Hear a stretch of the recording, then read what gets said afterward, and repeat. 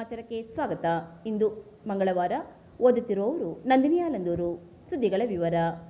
ನರಸಿಂಹರಾಜಪುರದ ಅತಿಶಯ ಕ್ಷೇತ್ರ ಸಿಂಹನಗದ್ದೆ ಬಸ್ತಿ ಮಠದಲ್ಲಿ ಪೀಠಾಧಿಪತಿಗಳಾದ ಶ್ರೀ ಲಕ್ಷ್ಮೀಸೇನ ಭಟ್ಟಾರಕ ಸ್ವಾಮೀಜಿಗಳ ಸಾನ್ನಿಧ್ಯದಲ್ಲಿ ಭಗವಾನ್ ಶ್ರೀ 1008 ಚಂದ್ರಪ್ರಭ ಸ್ವಾಮಿ ಹಾಗೂ ಮಹಾಮಾತೆ ಶ್ರೀ ಜ್ವಾಲಾಮಾಲಿನಿ ಅಮ್ಮನವರ ವಾರ್ಷಿಕ ಮಹಾರಥೋತ್ಸವವು ಸಾವಿರಾರು ಭಕ್ತರ ಸಮ್ಮುಖದಲ್ಲಿ ವಿಜೃಂಭಣೆಯಿಂದ ಸೋಮವಾರ ನೆರವೇರಿತು.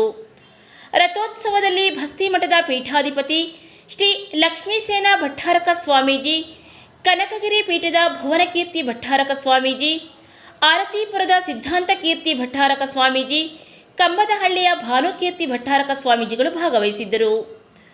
ಸೋಮವಾರ ಬೆಳಗ್ಗೆ ರಥೋತ್ಸವದ ಅಂಗವಾಗಿ ಚಂದ್ರನಾಥ ಸ್ವಾಮಿ ಬಸದಿಯಲ್ಲಿ 1008 ಕಲಶಾಭಿಷೇಕ, ವಿವಿಧ 8 ಬಗೆಯ ದ್ರವ್ಯಾಭಿಷೇಕ, ವಿಶೇಷ ಪೂಜೆ ಆರಾಧನೆ ನಡೆಯಿತು. ಭಗವಾನ್ ಶಾಂತಿನಾಥ ಸನ್ನಿಧಿಯಲ್ಲಿ 108 ಕಲಶಾಭಿಷೇಕ ನಡೆಯಿತು. ಬಾಹುಬಲಿ ಬಸದಿಯಲ್ಲಿ ನಿತ್ಯ ವಿಧಿ ಸಹಿತ ಕಲಶಾಭಿಷೇಕ, ಜ್ವಾಲಾಮಾಲಿನಿ ಬಸದಿಯಲ್ಲಿ ಪಂಚಾಮೃತ ಅಭಿಷೇಕ, ದ್ರವ್ಯಾಭಿಷೇಕ, ವಿಶೇಷ ಅಲಂಕಾರ, ಕುಂಕುಮಾರ್ಚನೆ, ವಿಶೇಷ ಪೂಜೆ, ಪ್ರಸಾದ ಬೇಡಿಕೆ ಹಾಗೂ ಶ್ರೀ ಬಲಿ ಉತ್ಸವ ನೆರವೇರಿತು. ಮಧ್ಯಾಹ್ನ ನಿತ್ಯ ವಿಧಿ ಸಹಿತ ಮಹಾ ನೈವೇದ್ಯ ಪೂಜೆ, ರಥಾರೋಹಣಕ್ಕೆ ಜ್ವಾಲಾಮಾಲಿನಿ ಅಮ್ಮನವರ ಸನ್ನಿಧಿಯಲ್ಲಿ ಪ್ರಸಾದ ಬೇಡಿಕೆ, ಮಠದ ಆವರಣದಲ್ಲಿ ರಥಾರೋಹಣ ನೆರವೇರಿತು. ಸಂಜೆ ರಾಜಬೀದಿಯಲ್ಲಿ ಮಂಗಳವಾದ್ಯ, ಚಂಡೆ, ಕೀಲು ಕುದುರೆಯೊಂದಿಗೆ ಭಗವಾನ್ ಶ್ರೀ 1008 ಚಂದ್ರಪ್ರಭ ಸ್ವಾಮಿ ಹಾಗೂ ಶ್ರೀ ಜ್ವಾಲಾಮಾಲಿನಿ ಅಮ್ಮನವರ ಮಹಾರಥೋತ್ಸವವು ಬಸ್ತಿ ಮಠದಿಂದ ಬಸ್ಸು ನಿಲ್ದಾಣದವರೆಗೂ ನಡೆಯಿತು. ಕಾಡಾನೆಗಳ ಹಾವಳಿ ಬಗ್ಗೆ ನಿರ್ಲಕ್ಷ್ಯ ತೋರುತ್ತಿರುವ ಜನಪ್ರತಿನಿಧಿಗಳು, ಅರಣ್ಯ ಇಲಾಖೆ ಹಾಗೂ ಕಂದಾಯ ಇಲಾಖೆಯ ವಿರುದ್ಧ ಪ್ರತಿಭಟನೆ ಮಾಡಲು ಮಲೆನಾಡು ನಾಗರಿಕ ರೈತ ಹಿತರಕ್ಷಣಾ ಸಮಿತಿ ಸಜ್ಜಾಗುತ್ತಿದೆ ಎಂದು ತಾಲೂಕು ಸಮಿತಿಯ ಅಧ್ಯಕ್ಷ MN ನಾಗೇಶ್ ತಿಳಿಸಿದರು. ಅವರು ಪತ್ರಿಕಾ ಹೇಳಿಕೆ ನೀಡಿ ಅರಣ್ಯ ಇಲಾಖೆಯವರಿಗೆ ಕಾಡಾನೆಗಳನ್ನು ಓಡಿಸಲು ಸಾಧ್ಯವಾಗದಿದ್ದರೆ ರೈತರು ಹಾಗೂ ಕಾರ್ಮಿಕರನ್ನು ಒಳಗೊಂಡ ಮಲೆನಾಡು ನಾಗರಿಕ ರೈತ ಹಿತರಕ್ಷಣಾ ಸಮಿತಿ ಸಾವಿರಾರು ಜನರೊಂದಿಗೆ ಆನೆ ಓಡಿಸುವ ಕೆಲಸ ಮಾಡಬೇಕಾಗುತ್ತದೆ. ಮಲೆನಾಡು ರೈತ ಹಿತರಕ್ಷಣಾ ಸಮಿತಿ ಕಳೆದ 5 ವರ್ಷದಿಂದ ಪಕ್ಷಾತೀತವಾಗಿ ಮಲೆನಾಡಿನ ರೈತರ, ಕಾರ್ಮಿಕರ ಪರವಾದ ಹೋರಾಟ ನಡೆಸುತ್ತಾ ಬಂದಿದೆ. ಅನೇಕ ಬಾರಿ ಸಭೆ ನಡೆಸಿದ್ದೇವೆ, ಮನವಿ ಮಾಡಿದ್ದೇವೆ, ಪತ್ರ, ಚಳುವಳಿ ಮೂಲಕ ನಮ್ಮ ಸಮಸ್ಯೆ ಬಗೆಹರಿಸುವಂತೆ ಕೇಳಿದ್ದೇವೆ. ಆದರೆ ಜನಪ್ರತಿನಿಧಿಗಳು, ಅಧಿಕಾರಿಗಳು ಕೇವಲ ಆಶ್ವಾಸನೆ ನೀಡಿ ಹೋಗುತ್ತಾರೆ. ಮಲೆನಾಡಿನ ರೈತರ, ಕಾರ್ಮಿಕರ ಸಂಕಷ್ಟಗಳಿಗೆ ಧ್ವನಿಯಾಗುವ ಕೆಲಸ ಮಾಡುತ್ತಿಲ್ಲ ಎಂದರು. ನರಸಿಂಹರಾಜಪುರ ತಾಲೂಕಿನಲ್ಲಿ ಕಾಡಾನೆ ಹಾವಳಿ ಭೀಕರವಾಗಿದ್ದು ಹಗಲು ಹೊತ್ತಿನಲ್ಲೂ ಜನರು ಓಡಾಡಲು ಭಯಪಡುವಂತಾಗಿದೆ. ಶಾಲೆಯ ಮಕ್ಕಳನ್ನು ಕಾಡಾನೆ ಓಡಿಸಿಕೊಂಡು ಬಂದಿದೆ. ಕಾಡಾನೆ ದಾಳಿಯಿಂದ 2-3 ರೈತರು ಈಗಾಗಲೇ ತಮ್ಮ ಪ್ರಾಣವನ್ನು ಕಳೆದುಕೊಂಡಿದ್ದಾರೆ. 100 ಎಕರೆ ಬೆಳೆಗಳನ್ನು ಕಾಡಾನೆ ನಾಶ ಮಾಡಿದೆ.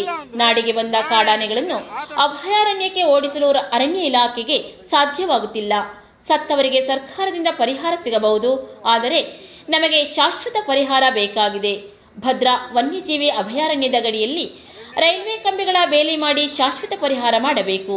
ಯಾವುದೇ ಕಾರಣಕ್ಕೂ ಕಾಡಾನೆಗಳ ಹಿಂಡು ರೈತರ ಬೆಳೆ ಹಾನಿ ಆಗದಂತೆ ಮುಂಜಾಗ್ರತೆ ವಹಿಸಬೇಕು ಎಂದು ಅವರು ಆಗ್ರಹಿಸಿದರು. ಅರಣ್ಯ ಇಲಾಖೆ ಹಾಗೂ ಸರ್ಕಾರಕ್ಕೆ ಕಾಡಾನೆಗಳನ್ನು ಓಡಿಸಲು ಕಷ್ಟವಾದರೆ ರೈತರ ಹಿತರಕ್ಷಣಾ ಸಮಿತಿಯೇ ಆನೆ ಓಡಿಸಲು ಸಜ್ಜಾಗುತ್ತದೆ. ಆದ್ದರಿಂದ ಏಪ್ರಿಲ್ 3ರ ಒಳಗೆ ಅರಣ್ಯ ಇಲಾಖೆ ಕಾಡಾನೆ ಓಡಿಸದಿದ್ದರೆ ಏಪ್ರಿಲ್ 4ರಂದು ರೈತ ಹಿತರಕ್ಷಣಾ ಸಮಿತಿಯು ಸಾವಿರಾರು ರೈತರನ್ನು ಒಟ್ಟುಗೂಡಿಸಿ ಕಾಡಾನೆ ಓಡಿಸುವ ಕಾರ್ಯಾಚರಣೆ ಮಾಡುತ್ತೇವೆ ಎಂದು ಅವರು ಎಚ್ಚರಿಕೆ ನೀಡಿದರು. ಈ ದಿನ ನಮ್ಮ ತಾಲೂಕು ರೈತ ಸಮಿತಿ ವತಿಯಿಂದ ಸಭೆಯನ್ನು ಕರೆದು ಸಭೆಯಲ್ಲಿ ಸಂಪೂರ್ಣವಾಗಿ ಸಮಿತಿಯಿಂದ ಏನು ಚರ್ಚೆ ಆಗಿದೆ ಅಂದರೆ, ಮುಂದಿನ ತಿಂಗಳು ಏಪ್ರಿಲ್ 3ನೇ ತಾರೀಕು ಒಳಗೆ ಅರಣ್ಯ ಇಲಾಖೆಯರು ಆನೆನ ಈ ಭಾಗದಿಂದ ಭದ್ರಾ ವೈಲ್ಡ್ ಲೈಫಿಗೆ ಓಡಿಸ್ಲಿಲ್ಲ ಅಂದರೆ 4ನೇ ತಾರೀಕು ನಾವು ಎಲ್ಲ ನಾಗರಿಕರು, ರೈತರು, ಇಲ್ಲಿಯ ಕಾರ್ಮಿಕರು ಎಲ್ಲರೂ ಒಟ್ಟಾಗಿ ನಮ್ಮ ಮನೆಯಲ್ಲಿರುವಂಥ ಏನು ಲೈಸೆನ್ಸ್ ಬಂದೂಕಿದೆ ಅದನ್ನು ಹಿಡ್ಕೊಬಂದು ನಾವೇನು ಆನೆಗೆ ಹೊಡೆಯಲ್ಲ, ನಾವು ಬೆದರುಗೊಂಡು. ನರಸಿಂಹರಾಜಪುರ ತಾಲೂಕಿನ ಮುತ್ತಿನಕೊಪ್ಪ ಗ್ರಾಮ ಪಂಚಾಯಿತಿಯ ಜಯಂತಿ ಕಾಲೋನಿ ಗ್ರಾಮದ 57 ವರ್ಷದ ಕೆ ಕಣಬೂರು ದೇವು ಎಂಬ ರೈತರೊಬ್ಬರು ಸಮೀಪದ ತುಂಗಾ ನದಿಗೆ ಹಾರಿ ಆತ್ಮಹತ್ಯೆ ಮಾಡಿಕೊಂಡ ಘಟನೆ ಭಾನುವಾರ ಸಂಜೆ ನಡೆದಿದೆ. ದೇವು ಅವರು ಪತ್ನಿ, ಒಬ್ಬ ಗಂಡು ಮಗು, ಒಬ್ಬ ಹೆಣ್ಣು ಮಗಳನ್ನು ಅಗಲಿದ್ದಾರೆ. ಅವರು 4 ಎಕರೆ ಜಮೀನು ಹೊಂದಿದ್ದು ಕೆನರಾ ಬ್ಯಾಂಕಿನಲ್ಲಿ ಸಾಲ ಮಾಡಿದ್ದರು. ಸಾಲ ತೀರಿಸಲಾಗದೆ ಮನನೊಂದು ಆತ್ಮಹತ್ಯೆ ಮಾಡಿಕೊಂಡಿದ್ದಾರೆ ಎಂದು ಅವರ ಪುತ್ರ ನಿರಂಜನ್ ಅವರು ಪೊಲೀಸರಿಗೆ ನೀಡಿದ ದೂರಿನಲ್ಲಿ ತಿಳಿಸಿದ್ದಾರೆ. ಪೊಲೀಸರು ಪ್ರಕರಣ ದಾಖಲಿಸಿಕೊಂಡು ತನಿಖೆ ಮುಂದುವರಿಸಿದ್ದಾರೆ. ವಂದನೆಗಳು.